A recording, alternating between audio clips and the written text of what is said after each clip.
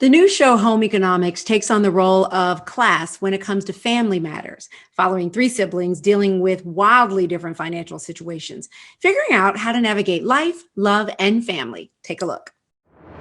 This is a story of the Hayworth family. Three siblings who loved each other, but money sometimes got in the way. Sarah was the one with the least money. She lived in a tiny apartment with her wife, Denise, and their two kids. They were always on top of each other. Your place is so snug. Warm. Intimate. It's small. Small with all this space? A few minutes away, but many zeros of net worth apart, was Sarah's younger brother, Connor. Connor had just moved to the Bay Area with his wife and daughter. He bought his new house from Matt Damon. What's that smell?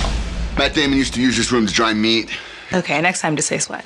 And star of Home Economics, Nora Dunn, is here with us now. Nora, how are you? I'm doing really well. I'm not a star of the show, but I'm a cast member of the show. Listen, ma'am, you are a star in our eyes because everything you do, you just steal the show. Now, with this show, you play mom of these three siblings. Tell us about Muriel. She's a fun character because she's written as a person, and the show is really about Topher's character, Tom, who's a novelist. He narrates every episode about his siblings and his family, and they all bring their baggage from their childhood, of course, into their adulthood. But the parents are the same way. I see the parents as carrying their baggage from raising kids and beyond, so it's just sort of a big kind of ball of dysfunction, which families are dysfunctional. This show has been praised for taking on the different class struggles, right, with the kids and where they are, which we've seen before in shows like the first Roseanne and Married with Children. How do you think this show gets it right, or that it will give us a different telling of that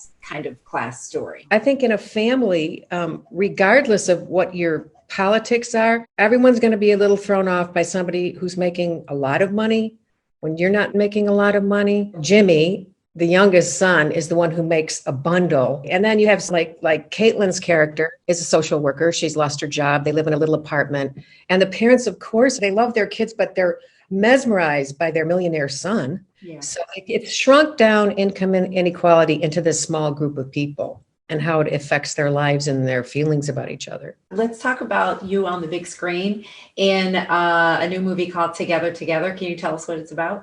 Yeah. Oh, this is Ed Helms. I play his mother in this movie. I played his mother in Tag, which is how I got to know him. And it's about a guy who clearly is, not even a nerd. He's just a guy who's never going to have a relationship. He's never going to get married. And he wants to have a child. So he gets sort of this surrogate who's having a child, but it's how this couple kind of works their way through this situation. And want to talk a little bit about Chicago theater. You're going to be playing Martha Washington. Can you tell us about this play? In this amazing play, I was playing Martha Washington. It was called The Lamentable Trial of Ms. Martha Washington, in which the slaves put her on trial for owning them. George Washington, when he died, he left it in his will that once his wife died, the enslaved people on the plantation would be free, which actually never happened. They weren't free because half of them were hers, but women couldn't own property. So after George Washington and Martha died, those families were torn apart that lived on the plantation. It's really, of course, very sad, but it's incredibly funny because of very dark satire. James I. James, who had 3 plays in production, he's going to be absolutely the next great American playwright. Well, I want to let everybody know that you can catch Home Economics every Wednesday at 8:30 on ABC. Nora, thank you so much for your time today. Looking forward to it. Thank you so much.